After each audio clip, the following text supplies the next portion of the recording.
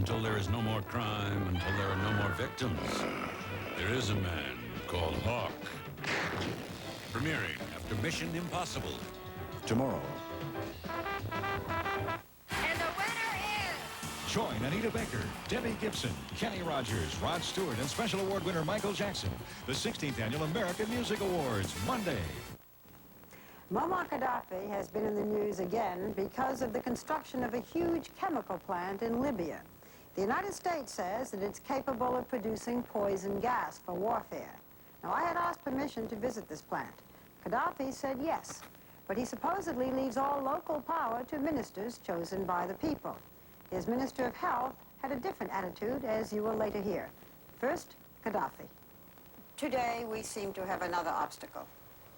The chemical plant, which you say is making pharmaceuticals, which our country says has the capability of making poison gas. Germany now says that they have supplied the plant with equipment that it has the capability. So there is this big disagreement. Will you allow the plant to be open so that people can inspect, neutral observers can inspect it 24 hours a day to put the matter finally to rest? Yes, we can do that simply because this is a medicine plant. But I still consider this as a dangerous precedence. We should not pick up just one state and treat it differently from others. I am for an international inspection of all suspected plants. And I am for the elimination of all types of arms. And let's start with the nuclear weapons. When they talk about investigating or looking at all plants, they are talking about plants that manufacture chemical weapons. You have said that your plant is innocent. You do want better relations with America. This is the stumbling block. So why not open it up and say, look, you can come anytime, you can see it. Here is the proof. This could be the case when we ourselves open the plant and invite people to visit it and to have a look around it. But it is different when somebody imposes such investigation specifically of one country. Will you do that when it opens?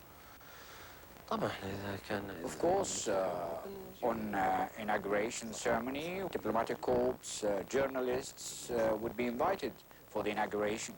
But on a continuous basis, could people continue, neutral observers continue to see it after the opening?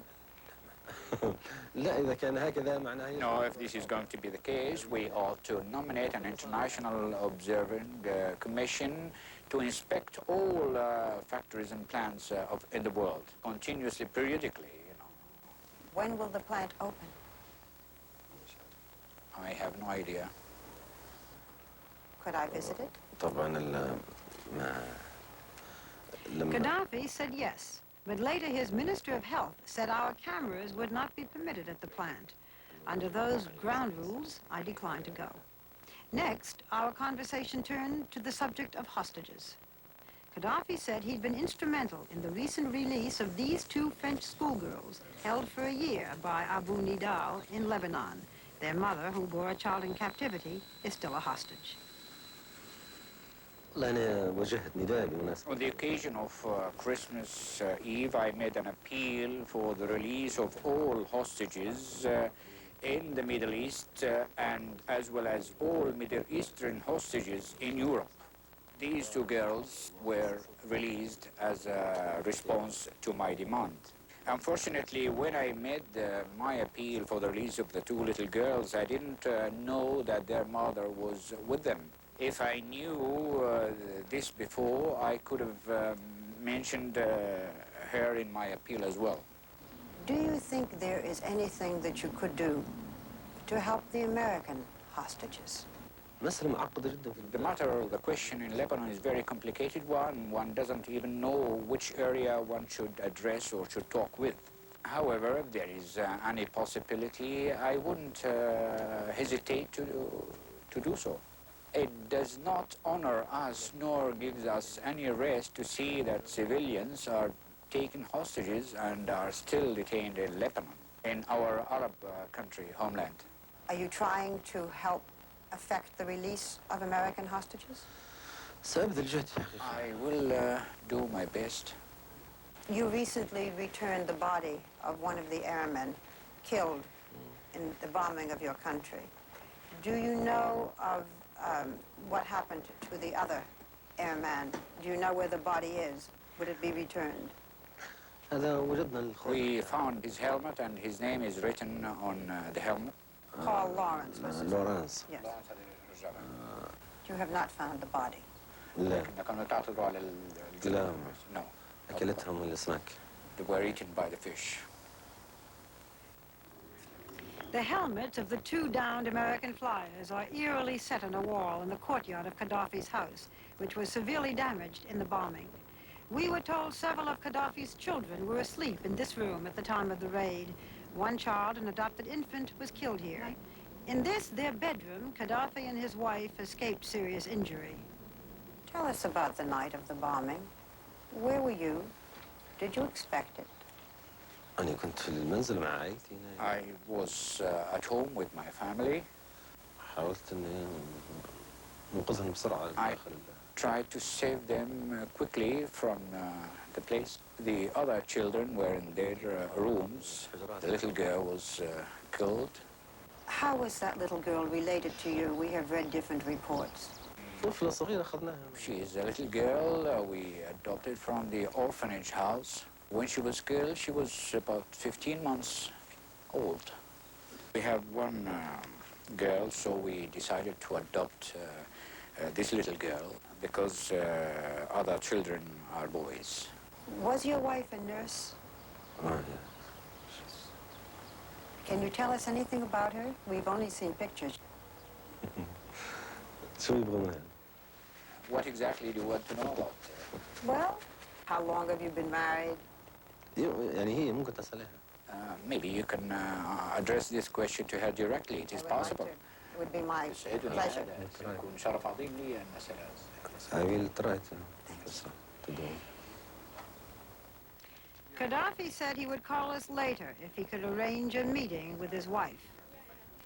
Outside the tent, he got into his 1968 Volkswagen and drove himself away. 5 hours later, the call came. We were summoned to another tent, where Gaddafi introduced us to his wife and to 4 of their 7 children. It was an unprecedented move on his part, obviously designed to show Americans his human side. The younger children didn't respond to me. Their mother said they don't hate Americans, but are afraid of them. This boy, she said, still has nightmares about the bombing. Our children consider all Americans like Dracula in a monastery. When they want to find the children here, they say, look, the Americans will come to you. Gaddafi's wife is surprisingly outspoken. She says the West misunderstands her husband. If the distorted picture about Muammar Gaddafi was true, I wouldn't have stayed with him until now. How long have you been married? 19 years. 19 years. Gaddafi was markedly different in this setting, even joking. But it was all part of an effort to reach out to America, perhaps from fear, perhaps from necessity. Can you give any message to the American people in English? In English, difficult. I'll try.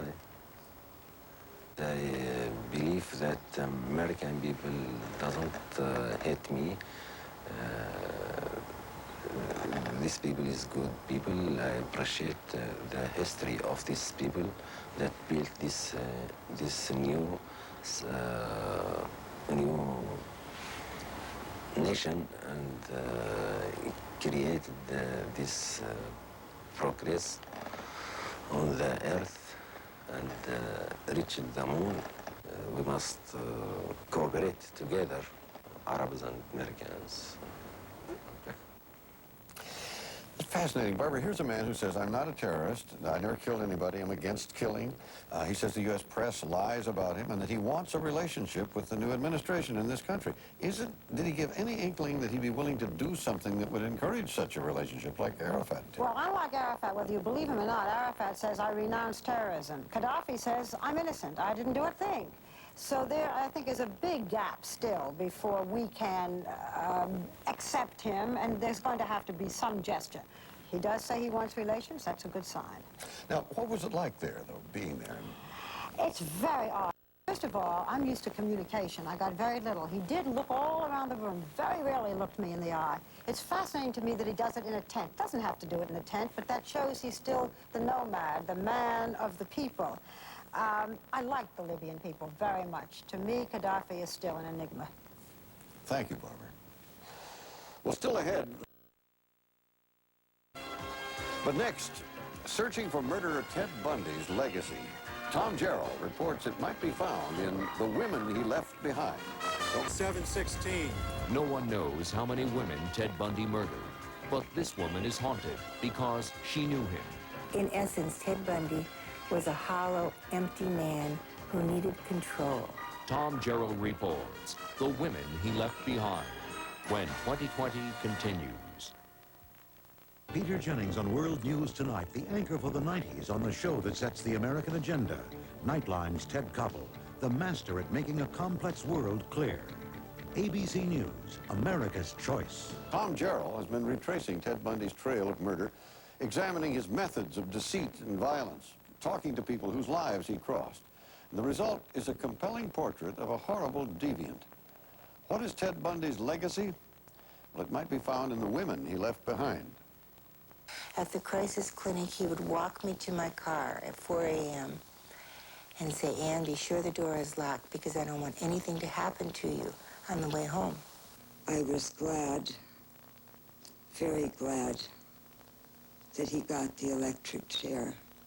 These two women are talking about the same man, Theodore Robert Bundy, perhaps this nation's most heinous criminal, a homicidal maniac who terrorized and killed at least 36 young women and may have slaughtered as many as 100.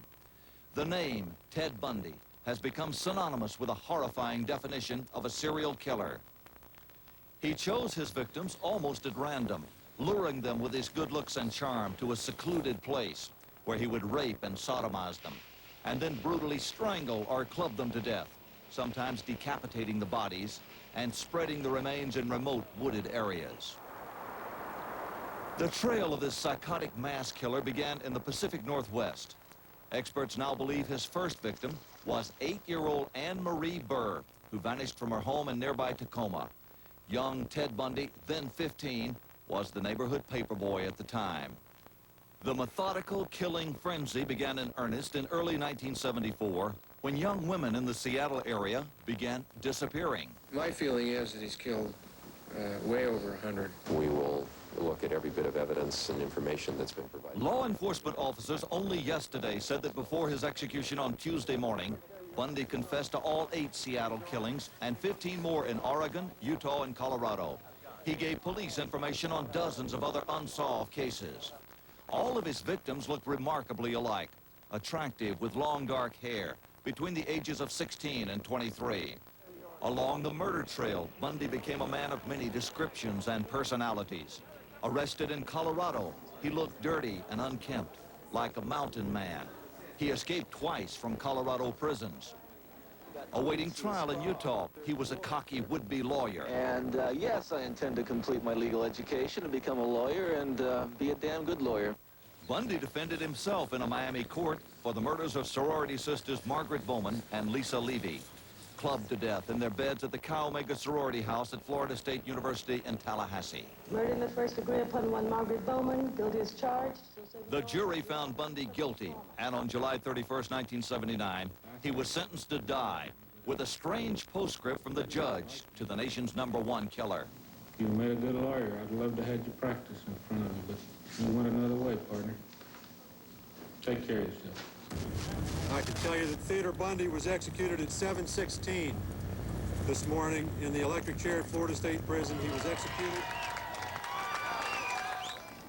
This woman knew an entirely different Ted Bundy. They worked together at a Seattle suicide crisis center, taking phone calls through the night from those in despair. She became a surrogate sister to him when he was a bright, politically active college student in the early 1970s. What was he like? He was the perfect young man, empathetic, sympathetic, ambitious, the kind of man that if I had been 10 years younger or my daughter's 10 years older, I would have thought this is the perfect man for a mate for life. Ann Rule, a former cop herself, is now a prolific crime writer. She turned out thousands of detective magazine pieces, but now writes best-selling books on criminal behavior. In the basement of her home, the author writes by the sounds of a police radio. In a room filled with law enforcement posters, badges, drawings of crime scenes, even ads for cop movies. One of her bestsellers, The Stranger Beside Me, described her relationship with a young man she befriended before the killing spree began. His name, Ted Bundy. And how did you meet Ted Bundy? He was my partner at the crisis clinic in Seattle. We worked together for a year, 2 nights a week. Very close friends. We stayed close friends for many years. He had supposedly discovered the body and then gave a set of circumstances. Ann Rule is a regular at the Seattle Homicide Office, a friend and confidant of cops who trust her. In the mid-70s, when the serial murders began, Ann noticed similarities between the suspect and her friend, Ted Bundy. Why did you suspect he could be the Seattle serial killer as you looked into that case? Resemblance to the composite picture that was drawn from Girls in the Park. Proximity. I knew where girls had been raped and murdered because of my job, and Ted lived 2 blocks away in many cases.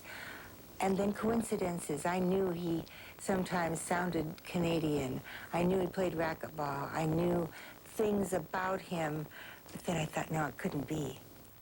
Police knew the killer drove a bronze Volkswagen. Ann asked them to check if Bundy owned a Volks. She found out he did. I was shocked because he had never had a car. I used to take him to parties and bring him home drunk and give him to his landlady because he didn't have a car. I called just to ease my mind, and instead I got the word that, yes, indeed, Ted Bundy is registered with a 1968 bronze Volkswagen Bug. Even with Ann's hot tip, police had so many suspects, 2,400 on file, Bundy eluded arrest for another 13 months and killed at least 20 more women. At what point in the ensuing years and as you got into the case did you realize the man who had sat next to you, who was your friend when you were working in the crisis center, could be a serial killer, Ted Bundy? The absolute point was in July 1979 in a courtroom in Miami when they brought forth the bite mark evidence. I had to see physical evidence. And there was the overlay of Ted Bundy's teeth on the flesh, imprint of the flesh in Lisa Levy's buttocks. And I ran down the hall and got sick because I knew there was no other explanation. Why did Ted Bundy kill? I think because, in essence, Ted Bundy was a hollow, empty man who needed control. And killing gave him an awful kind of control, the control over someone else's life or death. Now that he's executed, how do you feel? I feel sad, relieved. He had nothing more to give to this world, certainly, and the world had nothing to give to Ted. It's over, but I keep thinking what might have been. From prison in his final hours, Bundy also phoned his mother, Louise Bundy. She described the call in a telephone interview with Seattle station KOMO. He immediately started saying, "I'm so sorry. I apologize to everyone to whom I'm bringing this great, that brought so much grief. The families of the girls and our family and his friends and many other people. He was just full of remorse." Among the cases Bundy confessed to just this week was that of Denise Naslund, a beautiful 18-year-old. She was picnicking with friends at nearby Lake Sammamish in the summer of '74 when abducted, along with another young woman, Janice Ott. Denise was last seen near this restroom. Bundy lured her to his car on the guise of needing help. He had already abducted Janice Ott. He forced Janice to watch as he murdered Denise and then killed Janice. In Seattle, at this hillside cemetery, is where Denise Naslund is buried, only about 15 miles from the state park where she disappeared 14 years ago. Her father, seriously ill for years, told friends he just wanted to live long enough to see Ted Bundy executed for her murder. He didn't make it. He died last August and is buried here next to Denise. But her mother, physically and emotionally drained by years of grief, still lives in the very same house where the family had once been a happy unit. Parked at the curb, her first car, a 1963 Chevy, the car Denise drove to Lake Sammamish that day in July. Inside the car, nothing has changed. And inside the house, the teenager's bedroom is just as she left it, frozen in time with photos of political figures, her rosary, and stuffed animals, the memorial of a loving mother. What were her interests? What was she like as a young woman? Well, seemed as though there was nothing that Denise couldn't do.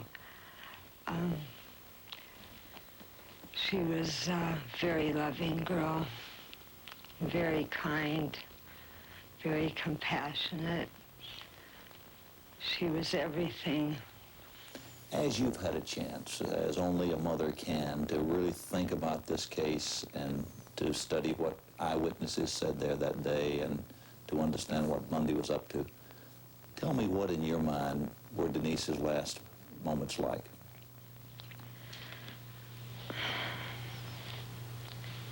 Well, I feel that she was terrified. I do feel that I was her last thought.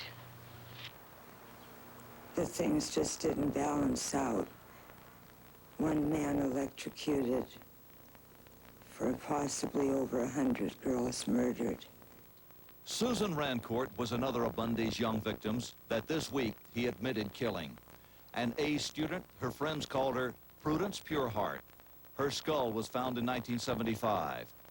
Her mother, Vivian, still grieves. In an extraordinary moment, Mrs. Rancourt spoke with Ted Bundy's mother. Both were at home, Mrs. Bundy on the telephone, and Mrs. Rancourt spoke to a camera from Seattle's KOMO TV. They shared their anguish, the mother of the victim and the mother of the executed killer. I've said it before, and I'm glad to be able to say it directly to one of the moms. We don't know why this happened, and we feel so desperately sorry for you. We didn't want our son to do these things. We have two beautiful daughters of our own, and we know how we would feel. I am sorry. I know you are. And we don't hold any resentment or hatred towards you or your family. What can women learn to protect themselves from Ted Bundy? How can society gain anything from learning from having seen this man? They can learn that the most vicious killers may look on the outside as wonderful as a movie star. And they can learn to be prepared for the ruse, the device, something from a stranger to lure them away from the crowd. If they are taken away, they must learn to fight. And they must learn to fight in the crowd.